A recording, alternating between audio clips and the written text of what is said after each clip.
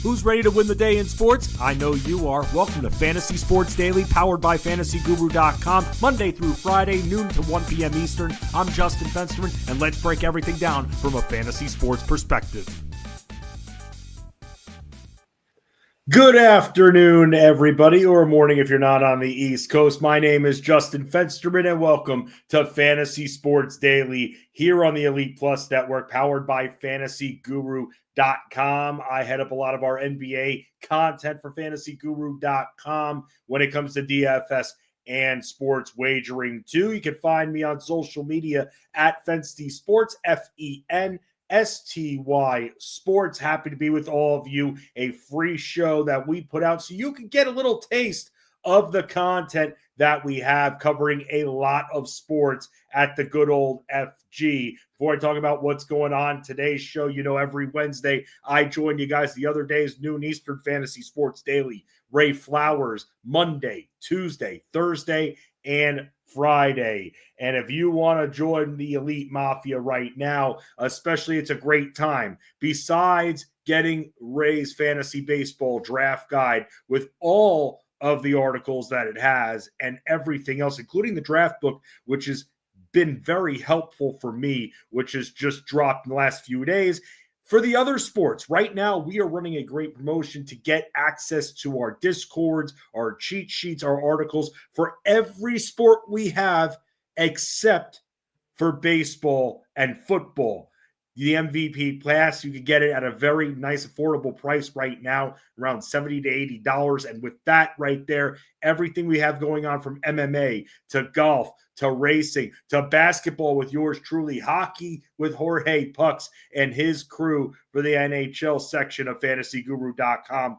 All you got to do is go to FantasyGuru.com. You're looking to sign up for the MVP package. Again, isolated the fantasy baseball packages that we have as well to get you ready for your drafts, as I do every single Wednesday, because Ray, as Ray does when it's not football season, talks a lot of baseball. I talk a lot of basketball, and I've had a good time actually filling in for the last couple of days. Jeff Mann's on vacation, but still putting in those NBA bets. The world never stops turning, especially for Jeff Mann's, who is always there for all of you. And with that, the NBA is still ongoing, starting to get to the home stretch of the regular season. I'm on the DFS NBA write-up at FantasyGuru.com. That article is almost done already. I have a good direction on where we're going to go. I'm going to preview some players, maybe even talk about from the betting standpoint. And then I will be joined by Armando Marsal. You see him most Tuesdays, joined with Ray Flowers talking football. He's going to talk some NBA with me. So let's see what we got cooking for today's show. The first thing I'll talk about is, if you look at the bottom of this sheet right here, and the reason, by the way, why I keep the stream like this with me kind of little. Number one, I don't want to break anyone's computer screens by you having to look at me. Number two, so you can see me a little bit if you want to, but there's a lot going on this sheet right here. I'm going to go over some of the injuries. I'm going to go over some of the players that I'm kind of keying in on for tonight's 9-game DFS NBA slate. Thank goodness, by the way, that it's uniform on both FanDuel and DraftKings. Taking your comments, by the way, as well. If you have any questions regarding NBA, please just put them right there in the comment section. I will get to your questions. And as always, you can find me in the DFS NBA Discord and NBA betting Discord at FantasyGuru.com at Fensty_. Different from my Twitter handle. Maybe I should make that the same. I've been saying that for 6 to 8 months, and let's be real, probably not changing at this point. Regarding this 9-game slate, though, the first thing I want to direct your attention is all the way to the bottom, because it's back. Watch Along Wednesday, a full slate of games, meaning that we're watching them all together tonight. I think it's very important. I think it's almost a lost art, especially with newer generational sports fans, that they don't want to learn the process. I get it. Not everybody has as much time as I seem to do, though. It's my job to crunch these numbers and to come up with a clear path to that 5x worth of production on investment and beyond. But at the same time, and I'm hoping with all of you, and this is some of the best that I get when it comes to DFS in the Discord, and that's one of the things I love is hearing from all of you. Fensty, I took this down because I learned how to view the game from you. I learned the process. You can learn the process. I'm not going to go and say it's easy. It takes work. It takes time. It takes a lot of failure. But eventually you learn how the game of basketball works. And that's exactly what I'm here to do and help everybody out with. Because I do feel, when I was getting started, it was taught to me that way. The process, it was more accepted back then than it is now. And the attention spans are a lot shorter, and I respect that. But at the same time, you can rely on picks, but I'm sure a lot of you question, well, why is Fensty going this way? Why isn't this person in Fensty's article on Armando's cheat sheet? Why is that?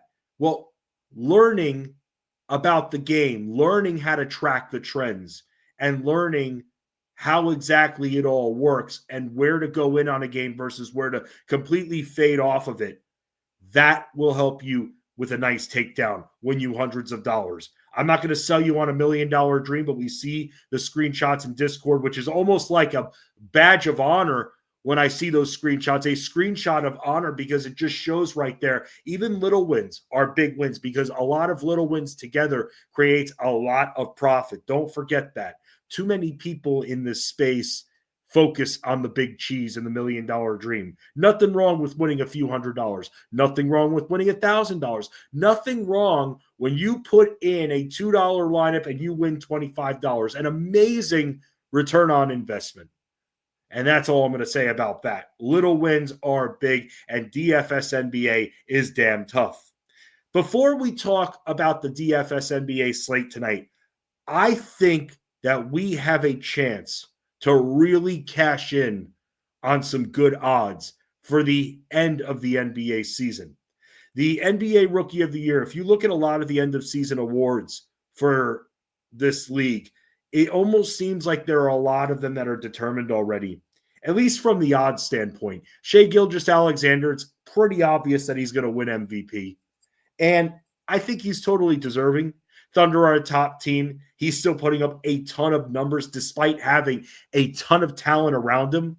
And he makes other players on his team better. If he happens to have a night where he's not the guy, and he's setting up other teammates, he's still making his teammates better. He deserves it. But then there's the Rookie of the Year. And that is one where I feel we can steal some good odds while we can.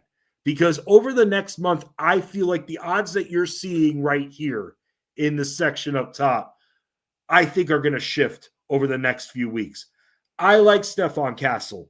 I think Castle is a tremendous defender, a bigger guard, a tough assignment.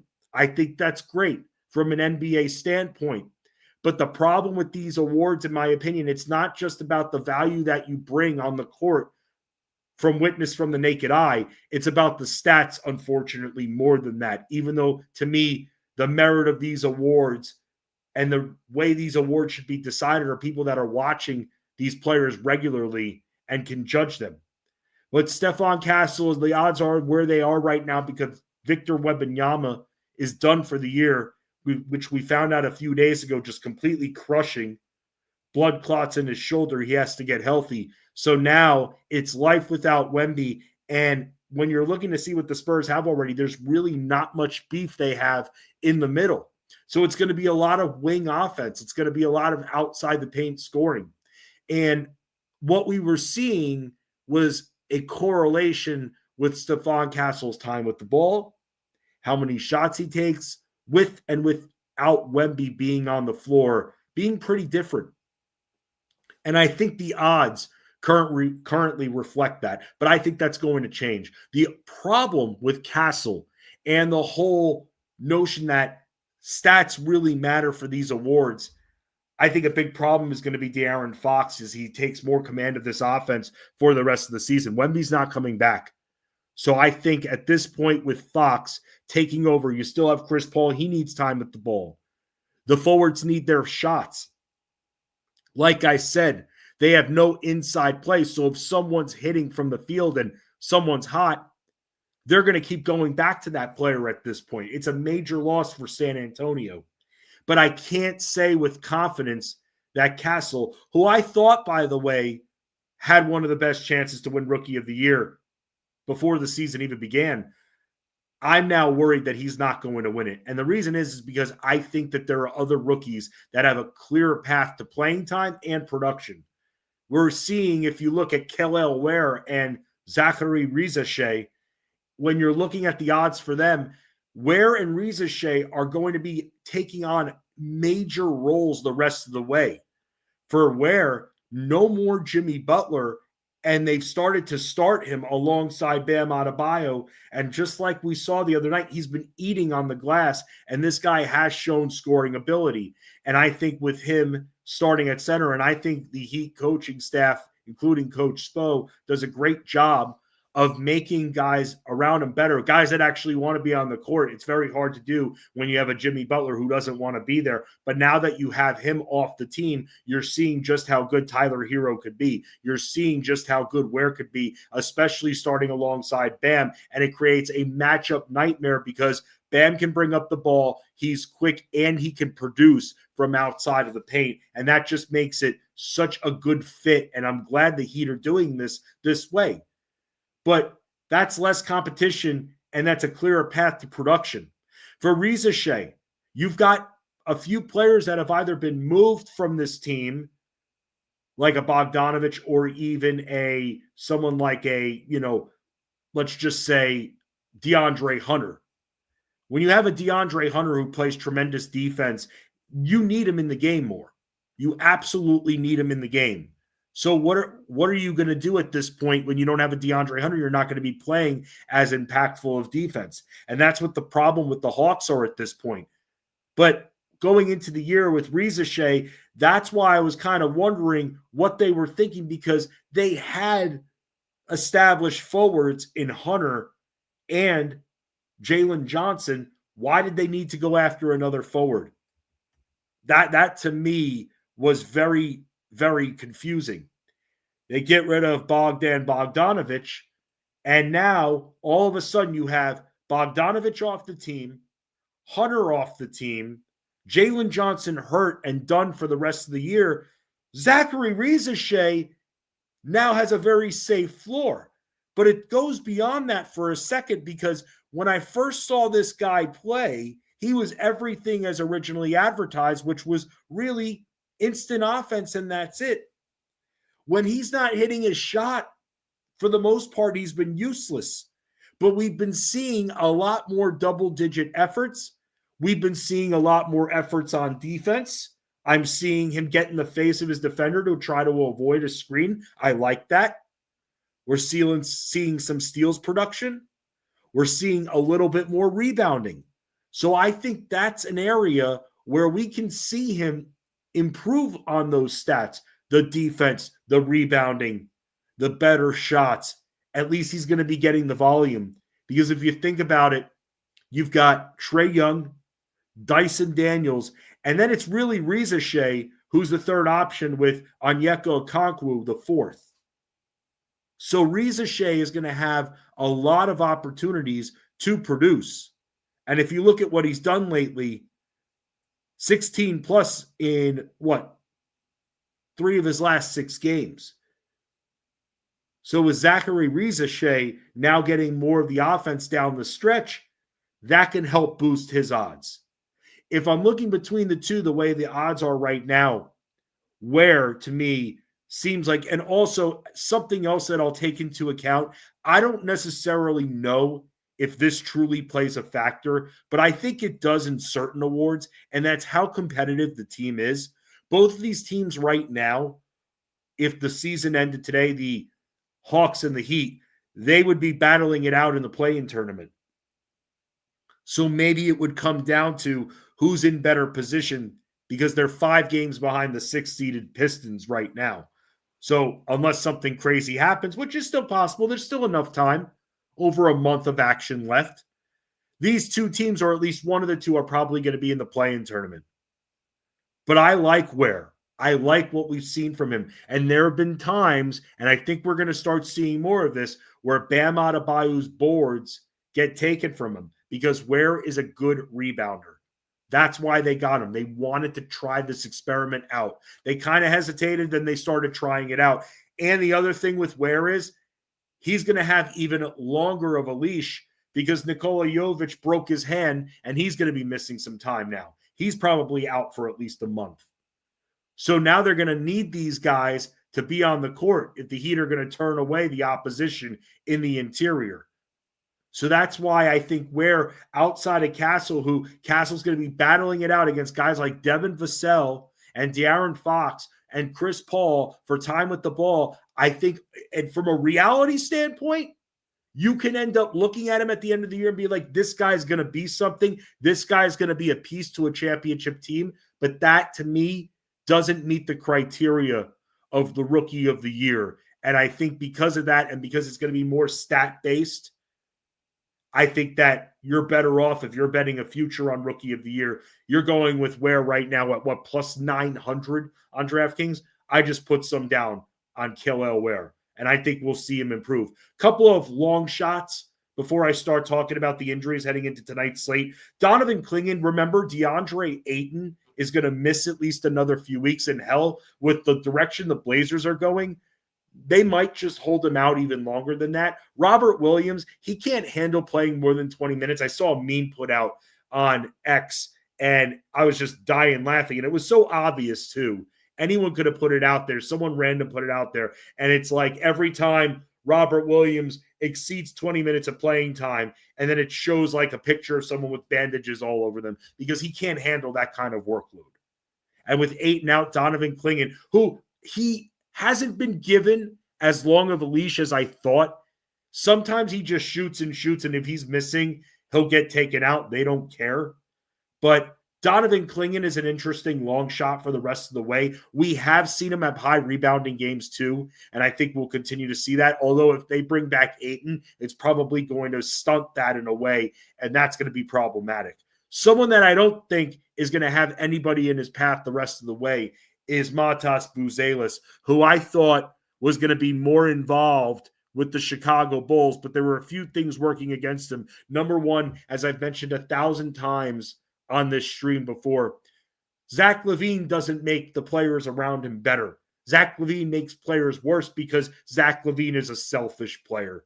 He handles the rock all on his own. He creates his own offense. He takes so much time off that shot clock. Players can't even get time with the rock. They have to force up a low percentage shot. To me, it's no disrespect to the guy. He's got major ups. But Zach LaVine does not make a team better. He has yet to prove that. And I don't see how that's going to change. And it's unfortunate because I liked what DeMar DeRozan was doing, getting away from Zach LaVine. I liked what Keegan Murray was doing. Saw some growth potential there. LaVine, in my opinion, it hasn't impacted DeRozan as much. He ruins that. That progression, that growth from Keegan Murray, he ruins that, him being there. He takes away from Malik Monk. He ruins that. And that's why I really didn't like the acquisition. People might disagree with me, but does that really make the Kings that much more competitive? No. It gives them the same issue the Bulls had, except instead of a lot of guard forwards, it's just a lot of forwards that they have on the team. To me, a team like the Kings, outside of Domantas Sabonis, I worry about a lot of these options. I do. So when it comes to the Bulls, to bring this back full circle, Patrick Williams is hurt, and it just seems like the team is ready to move forward to see what this kid can bring. Nikola Vucevic has been in and out of the lineup. So what? He's not going to fully impact. They don't have a lot of front court scoring in Chicago. Domantas Buzelis has scored in double figures in 6 of his last 7 games, in like 8 of his last 9 games now.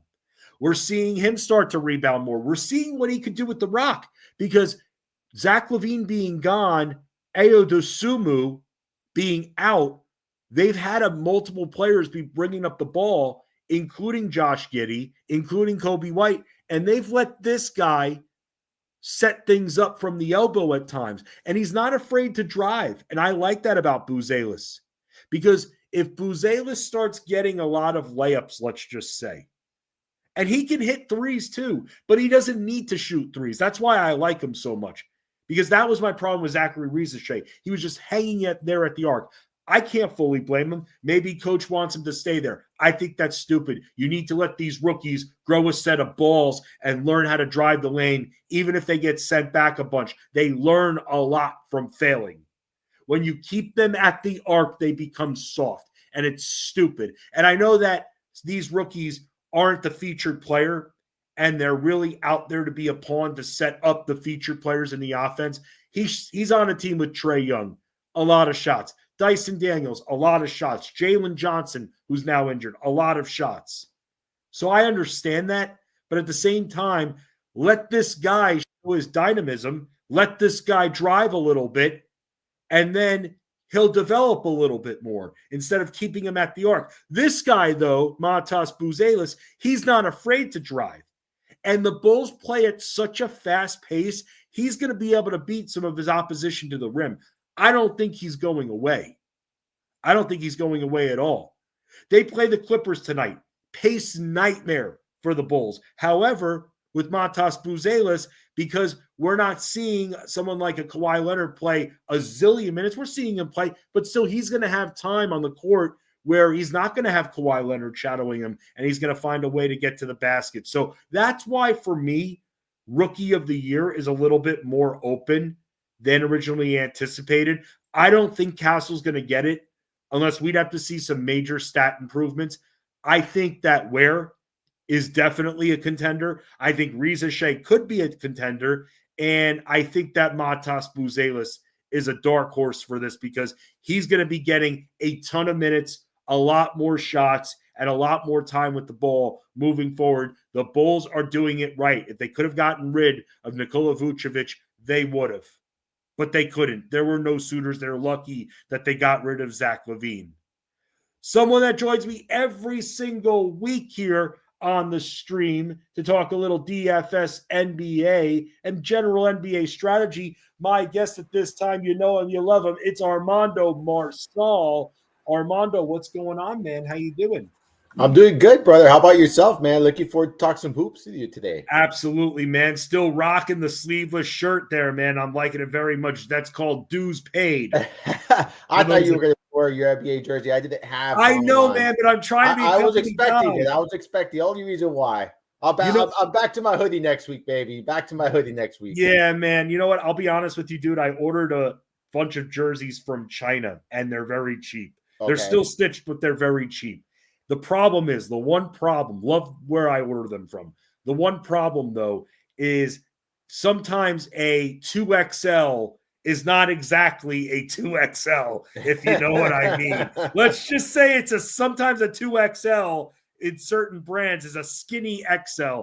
And this body at this point, the dues aren't paid, and that's not fit for that. So that it's almost like it's China trolling me to lose weight because, again, I'm not going to ever pay $150 for one jersey and that's it when I can order them. But that's the one issue, Armando. It's that you don't know if the size, sometimes it's massively big for a 2XL. Sometimes it's massively small. This batch, unfortunately, on the small side, my friend. So I had just gotten a Dirk Nowitzki because Luka being traded. I got an old school Dirk Nowitzki Mavs jersey. And then I also got a Wilt Chamberlain on the Philadelphia Warriors. I got my buddy a Del Curry teal Hornets jersey, nice. And my other buddy a pinstripe Penny Hardaway Black Magic jersey. Oh, nice. They're fun, man. They're just fun. I like wearing them around the house. I like just wearing them. You'll see me because, again, we have our store now where you can get this shirt and plenty others for Fantasy Guru and the Elite Mafia members. So I've been trying to don these shirts a little bit, but I'll be back to the jerseys soon. I want to ask you, when it comes to Rookie of the Year, I was just having a conversation on how I think the odds are going to be shaken up over the next few weeks here.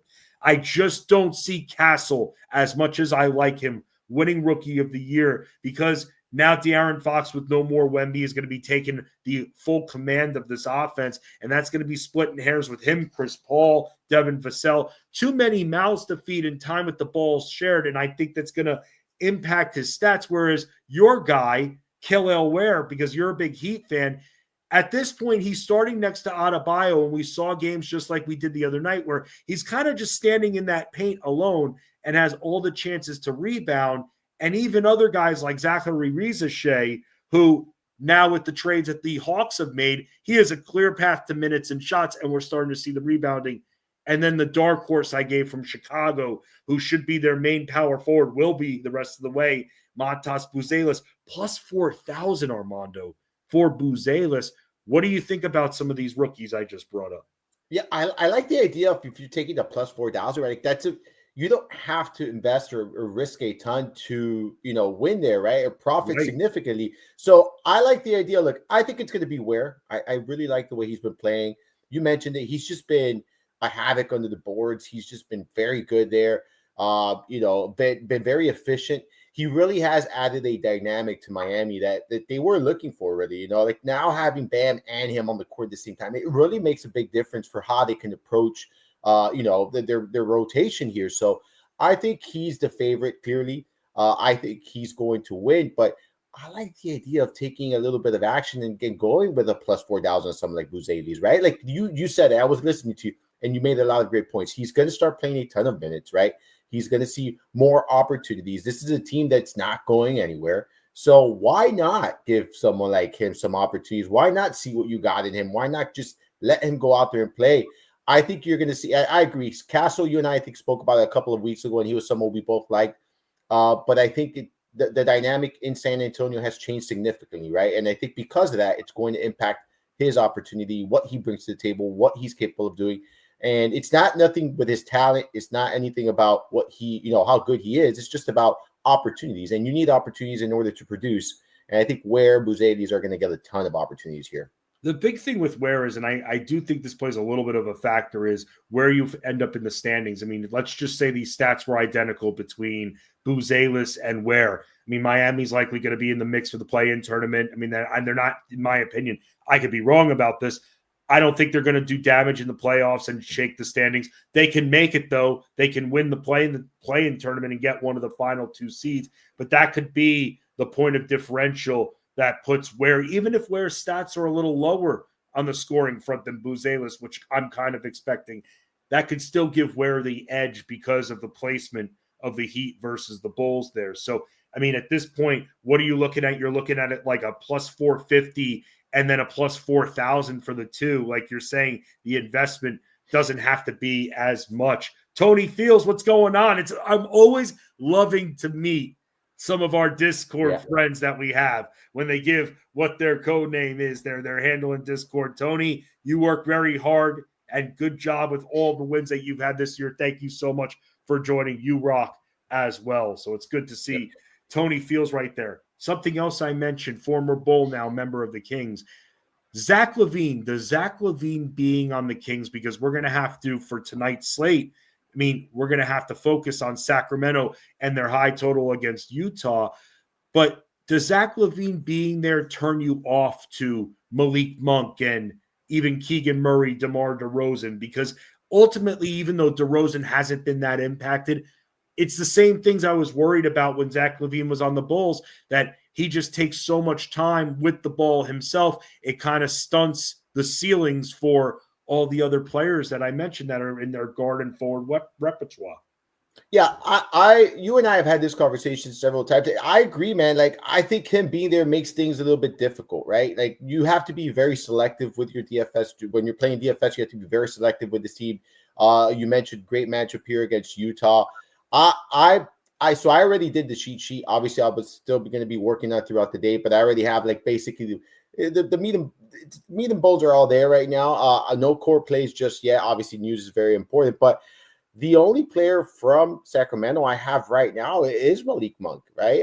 And again, I think GPP. I look at these guys as GPP plays right now because they're just a lot of mouths to feed there in Sacramento, right? And it just sucks because a couple of weeks ago was pretty straightforward, and just one player makes that big of a difference, unfortunately. So very good stacking team, Armando, a few weeks ago when you had the high-priced Sabonis.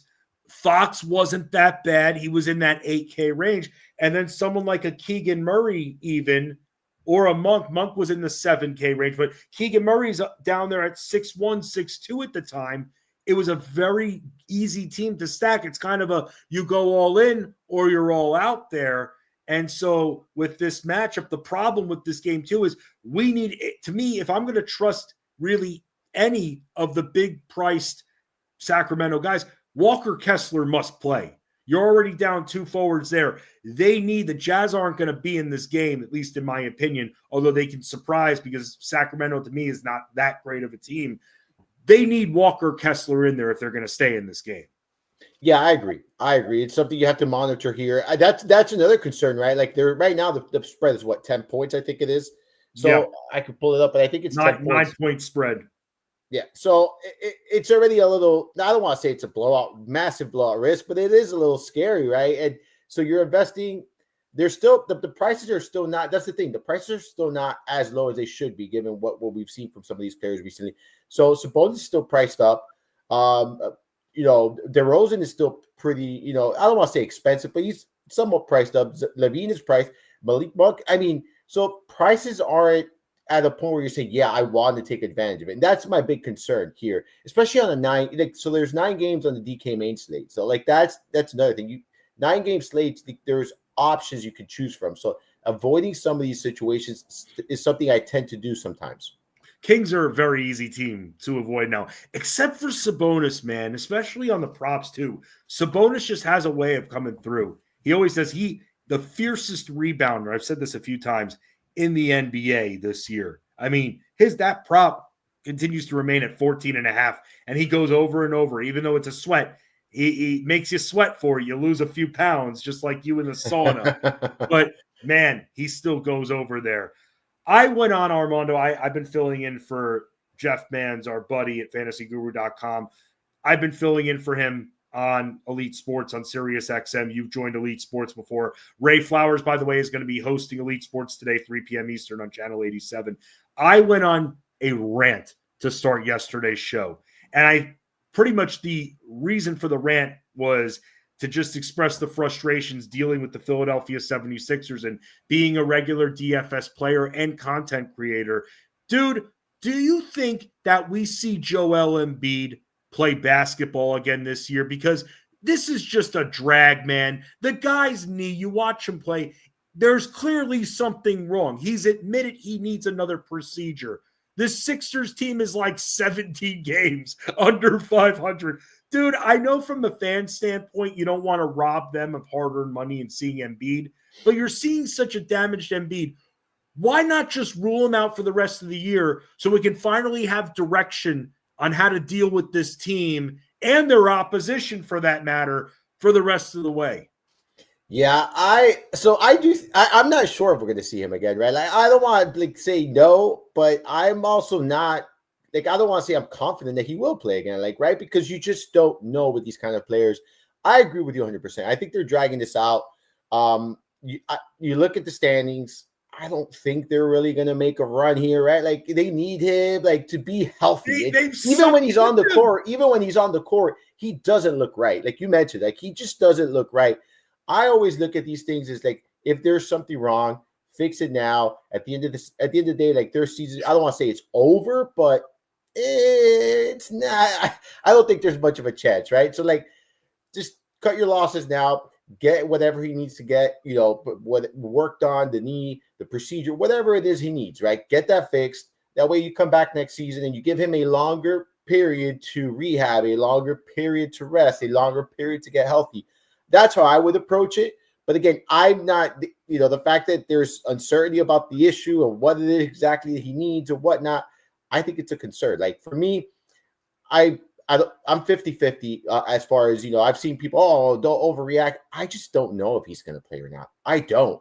And when he has played, like you said, he doesn't look right.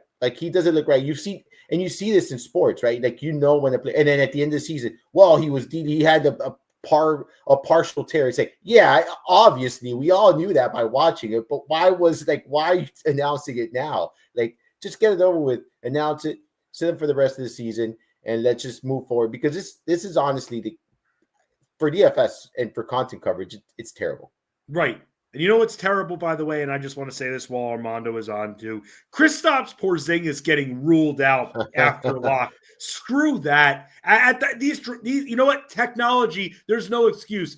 these websites, FanDuel and DraftKings, they have to figure out a way that when that happens, you know what? Don't lock it at 7 p.m. Eastern. Lock it at 7:10 p.m. Eastern. Like they do with the sports wagering, like the sports books do. Like you can still bet, Armando. I'm sure you've noticed this if you've ever put a last second bet in. You can still bet the 7 o'clock game until 7:10 p.m. Eastern. Then it's off the board. The DFS sites, we need that 10 minutes to avoid what happened last night with Kristaps Porzingis. Very fairly priced, ruled out. He was all of a sudden doubtful to play and then ultimately ruled out. And those that ended up playing him, and I'll say this, I had him written up yesterday, so there were a few lineups that I saw come through in Discord that I was approving that played him. We all got screwed right there. So I feel like that, I don't know what it takes. I don't know what kind of inner workings of the technology that it would take to make that happen, but I think that FanDuel and DraftKings need to have it so that these slates lock not at 7 p.m. Eastern, but when the first game is actually starting. Make it 7:10 p.m. Eastern. Then we have a chance to still mess with our lineups with those 7 p.m. Eastern games, because this isn't the first time it's happened, and it's not the last time it's going to happen this year, though. But I digress, though. You wanted to say something, Armando? No, I agree with you. I don't know what the solution is, but this is definitely a problem because that's the solution. You got to have it locked when the game is starting, not when tip off, right? Before. Like when the ball tips off, that's it. It's locked. Like yes, because the problem is it's at 7 p.m., but they don't tip off till like 7:10, 7:15 at times. Right. Like you're there. I'm literally watching Heat games, and it's like what? 10 minutes after it's supposed to tip off, and they're still announcing, they're still warming up to a certain extent. Like you see them shooting around sometimes. It's like, what's going on? So yeah, I think tip off is the way to go. The issue there, the only issue I see for these sites is, or at least the challenge is that every game doesn't tip off at the same time. So they'd have to have it'd have to be a thing where it's set, where it's as soon as it tips off, you're done.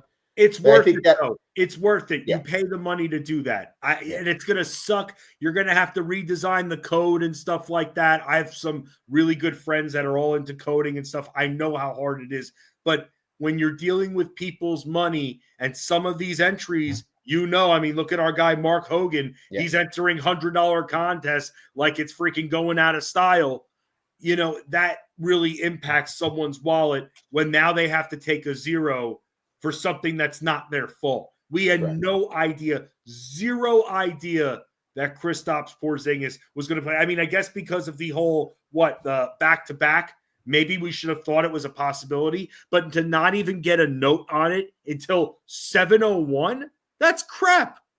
Well, the thing is, I think this is more on the teams, right? Like there should be a rule with the team. Like you have to submit like in the NFL, an hour before. Like you don't see this in the NFL all that much, like if ever, right?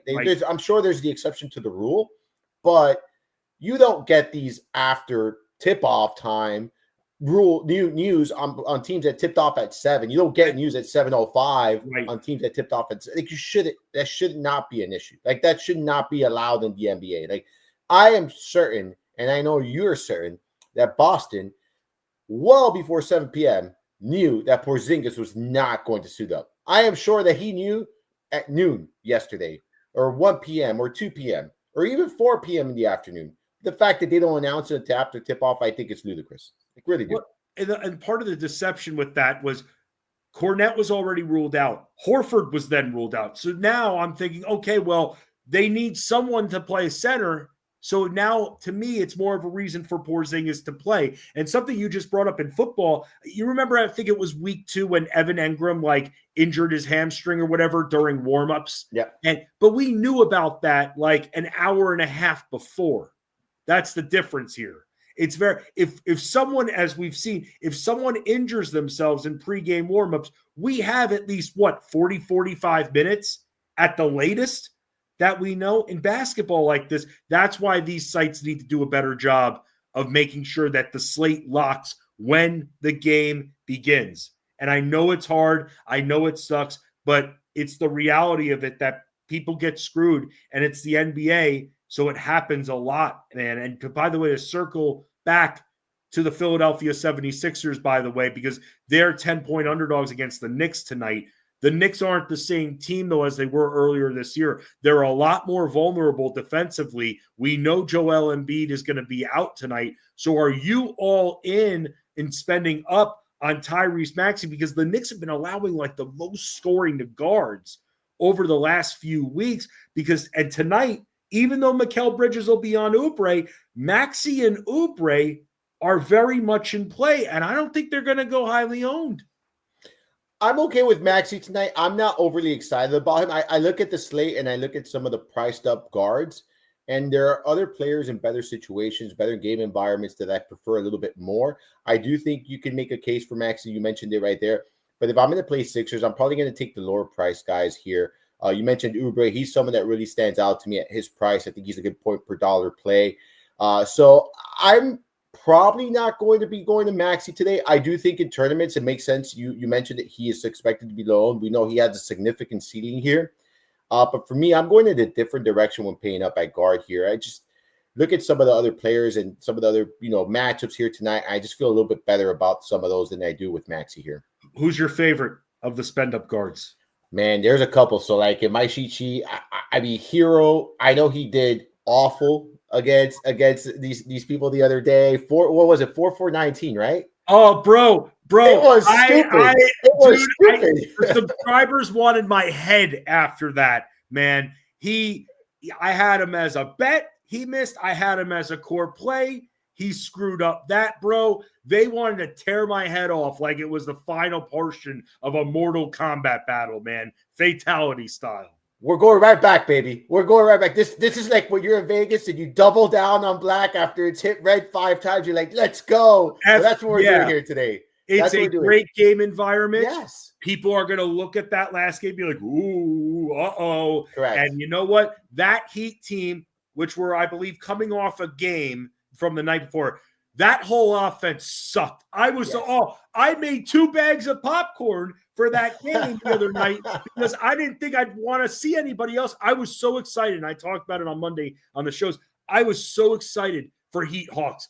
And then I see it 2 days later. And look, what happened, by the way, we talked about this last week. Jalen Duren, he ended up playing whoever he played, maybe the Bulls. He ended up playing the Bulls. He sucked in a cake matchup. We went right damn back to him the next night, and he kicked ass. Tonight with Tyler Hero, let everybody else with their recency bias and paranoia stay away from Tyler Hero tonight.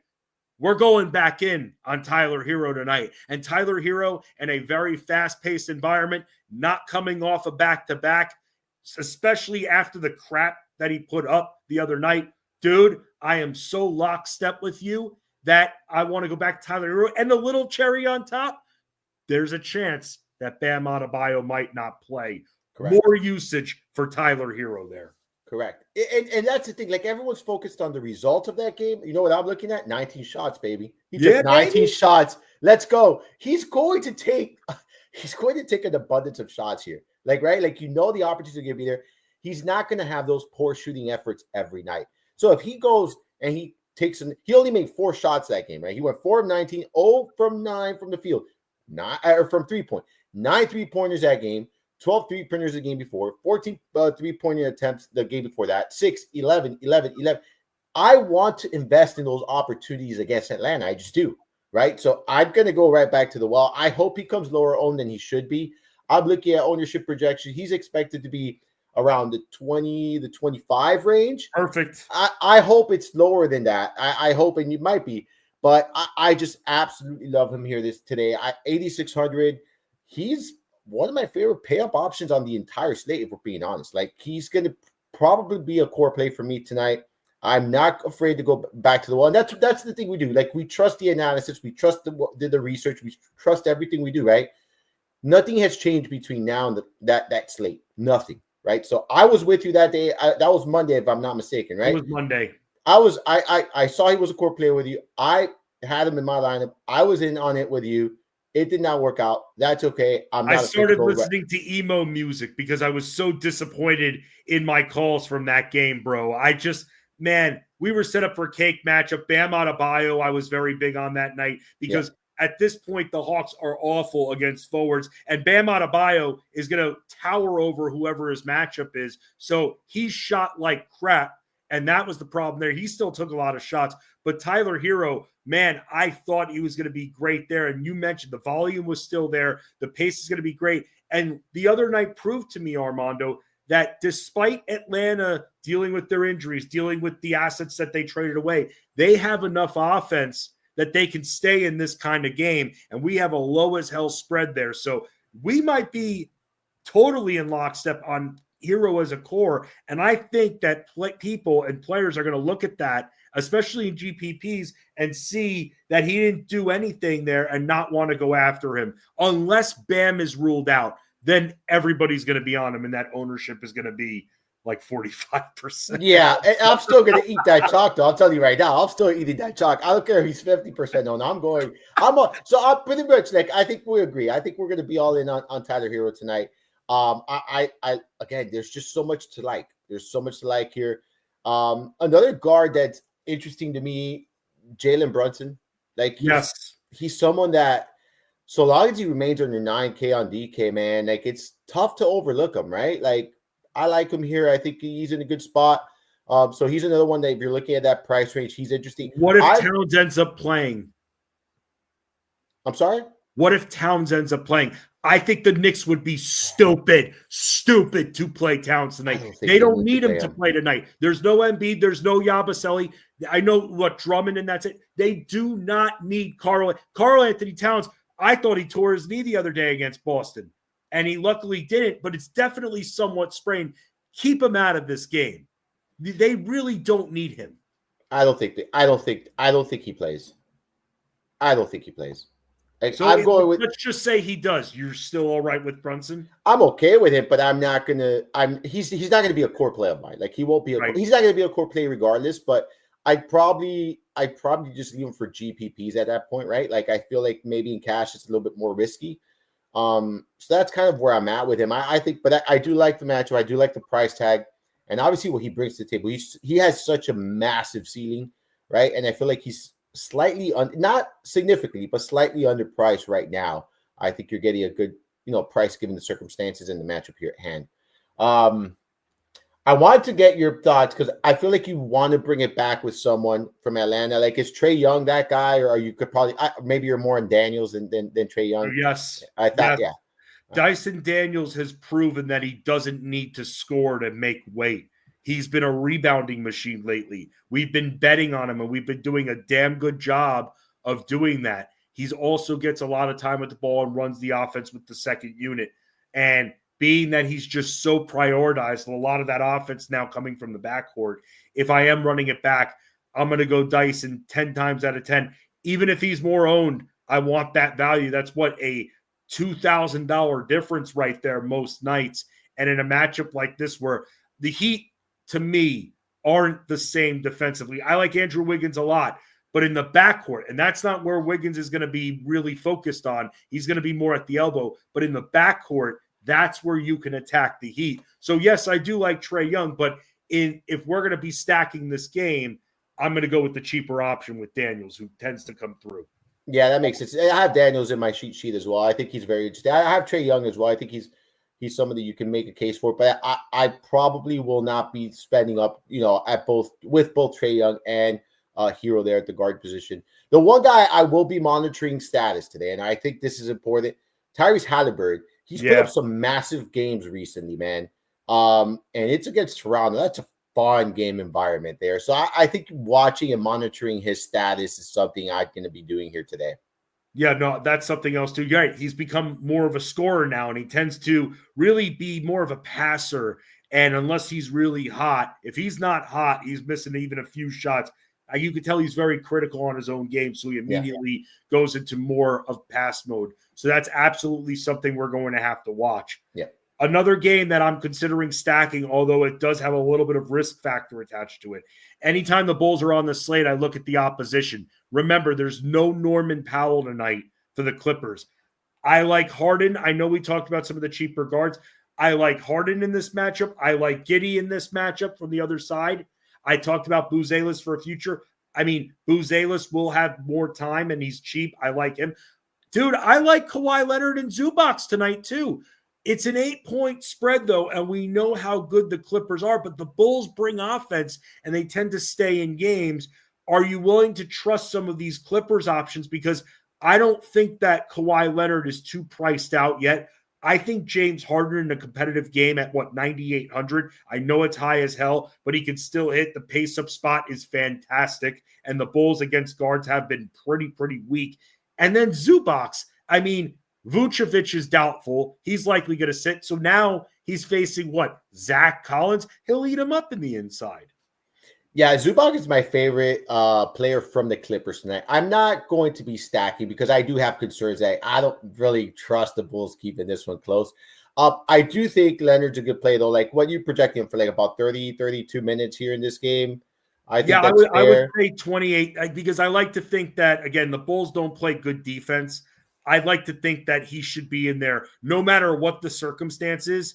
He'll be in there 28 to 30 minutes tonight. Yeah. I think 30 is that magic number, like you said. Yeah, but 28, 32. So he's 72 on DraftKings. He's been producing pretty solid numbers. I'm okay with him. Absolutely nothing against playing him here. No one's going to be on him still because he's not jumping off the page just yet. But when you look inside the numbers, he's starting to give us that 6x return. And against this matchup, against essentially, if you look at overall front court, the weakest, if not the second weakest front court in the NBA behind the Wizards, man, this is the type of night where I'm fine with Kawhi Leonard. It's very rare, but this is the night where I'm more okay with it. Yeah, I'm with you. He's in the cheat sheet. He's someone I think you can play tonight. The only concern for me is if this game stays competitive or not. Because if it doesn't stay competitive, then he's probably going to see the biggest impact in the minutes, I think, right? Like, he would probably be one of the first to get out. Man, Zubac is the one I like at 7,400, man. I think he's going to dominate here. And he has he has a significant ceiling. I'm looking at projections. He's not expected to be that highly owned either. I'm looking at anywhere between 14 to 17%. I wouldn't say that he doesn't get to 17%. I'm probably thinking that 12 to 14 range is more accurate. So if I'm getting him at that ownership against Chicago, you mentioned it, especially Vooch is out, he's going to eat up Collins. Like, he is going to eat him up. So I'm with him. Hey, James Harden, man, if this game stays close, he has the potential to put up a massive outing. We know that. GPP only if you're going to spend up that much. However, and I'll say this because I write this a lot in my content. Kawhi Leonard is a GPP lean, but if I see lineups because he's so cheap with him in cash, you're going to see me approve a lot of cash lineups with Kawhi Leonard tonight. And look, here's the deal. If he doesn't come through tonight, I'm going to shrug my shoulders because we got to take a stand sometimes. And the matchup is just so great. And that's why if there's any night that we can trust this guy, especially with the shot volume that he's been getting, then I'm thinking you're going to be able to see this guy for 30 minutes. And we have to also think, well, if the Clippers are going to be up big, do they have that many threats? They're not the Celtics. They've got 3 threats, no Norman Powell tonight. And the Bulls can bring offense. That's one of the things we've learned about them is that there have been plenty of games where they've been able to stay in there because they've had that offensive ability. Before we move on a little bit here, I want to bring up OS here. What's the best NBA package you have to offer? Armando, trivia for you. What is the best NBA package that you think that we have to offer? The MVP package. Boom, baby, right the there. The MVP package. Because you know what? It's not only basketball. Multiple sports. And it gets you everything basketball. Everything basketball, DFS, betting, Discord access for Watch Along Wednesday tonight, which I'll be hanging with you from about 10 p.m. Eastern. Normally I'm in Discord. I then take the 10 minutes to get dinner, scarf down dinner, and then I'm there hanging with you in the DFS NBA Discord from about 10 p.m. Eastern till about 9:30 p.m. Eastern-ish. That's when things start to slow down, and the final game ends up starting after that for the night slate. But the MVP, besides everything basketball, DFS, and betting, also golf, also NASCAR, also MMA, horse racing too. everything we offer, with the exception of our baseball products and our football products, everything else that we offer on the site, hockey, you get 2 of the majors with hoops and hockey, racing, everything that you get right there, Armando. We're still, I believe you could tell me, your site manager running the promotion here is a $70 value for the MVP plan. So OS, you sign up there and you get a whole lot more than basketball. You see, Armando, he asked for a piece of chicken. We just gave him a big old steak. You give him the whole dinner. You give him the whole dinner. You give him chicken, sides, drink, everything. You got everything. All in one, all under one umbrella, baby. That's how it works here. Who is your favorite value play tonight? I'm talking maybe guy that's lower than 7K if you figured it out. I know we have a lot of injuries we're waiting on. I could give 1 or 2 that I'm kind of looking at. Here, I'll give one to start, and you can tell me what you think of this guy, and then you could give me one. They've been playing better against centers, but we've still seen some success. Zubac wasn't defending at all at the beginning of the year. That's changed. Do you give Zach Collins a whirl tonight for a value, or do you think that he's going to have like 48% ownership? I'm expecting him to be very popular. I have right now projected around that 35 to 40% range. I'm okay with that, though. At 4,400 on DK, I'm going to do it when you probably pays, 25 to 28 minutes in that range. He's averaging a little bit over a fantasy point per minute over the month, fantasy point per minute, for the year. I'm in 4,400. Like, you're going to get potentially 6x here, 6x. I think that he's fine in cash. I think he's fine in tournaments. So yeah, I'm good with him. I'm going to go with Denny Avdia. He's my guy. I call him every time. I know he's a little volatile. I know it can be. But 6,500 Fensty against Washington, I am just looking at this. I'm doing this with my hands and getting excited. It gives me that potential to go very balanced tonight, which I plan on doing with my roster construction. He grades out phenomenal for me. Someone I think I'm going to have plenty of exposure to. I usually only do one lineup, but probably going to be in that lineup. If I do 2, he's probably going to be in both of those as well. So I like him a lot. He might end up being a core play for me tonight. Do you worry at all that the Blazers could completely dominate the Wizards? Another team, by the way, that we've seen bring some offense. Now, the Wizards should have some of their guys like Mr. Middleton playing, Mr. Smart playing as well to add to some of their young core. I like Denny Avdia tonight. He's in my write-up. He's one of the best, in my opinion, mid-tier value plays on the board. But do you worry that he could end up having 25 to 28 minutes as opposed to maybe 32 to 35? Because I go back to the Blazers game a few games ago against Charlotte. Washington has a little bit more to offer than Charlotte now, but they completely kicked Charlotte's ass, and we've seen it happen. Jeremy Grant is going to be playing in this game. I know Ayton's out. Can the Wizards at least keep it to within 20 to 23 heading into the fourth so we get full value?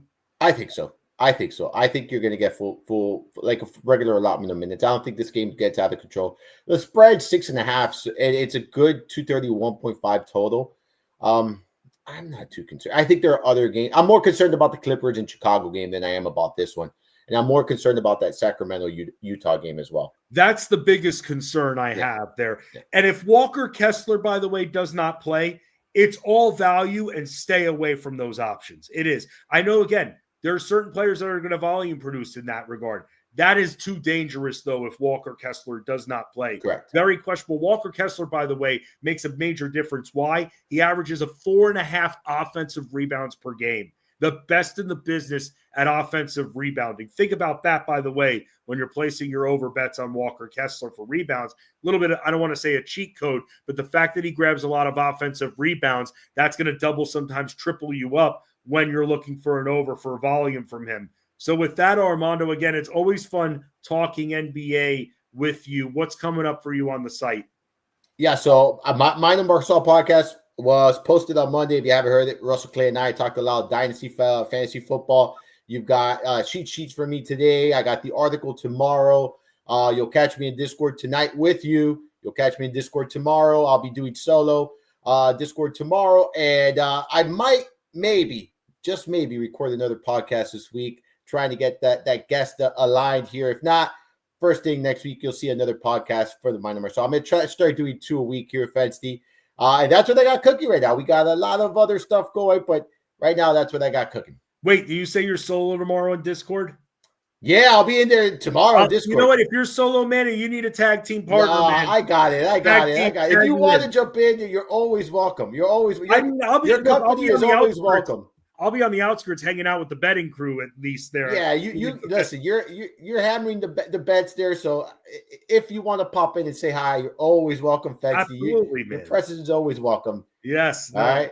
Dude, thank you so much for joining me at Armando_Marsal on X at Fensty Sports. I'll have my weekly NBA podcast, Fensty's Basketball Diaries, coming out on the Elite Plus network, posted generally every Thursday. Trying to figure out what I'm going to do here as I'm done talking futures now. We're moving to that home stretch. Talk about some of the strategies and what to watch for with some of the teams moving forward. Maybe even talk about those teams where in the NBA it's a lot harder to tank, but there are teams that still have figured out a way to do so. We'll talk warning signs there. For Armando Marsal, I'm Justin Fensterman, Ray Flowers. Back tomorrow, noon Eastern, same time, same place, same channel here for Fantasy Sports Daily on the Elite Plus Network, powered by the great fantasyguru.com.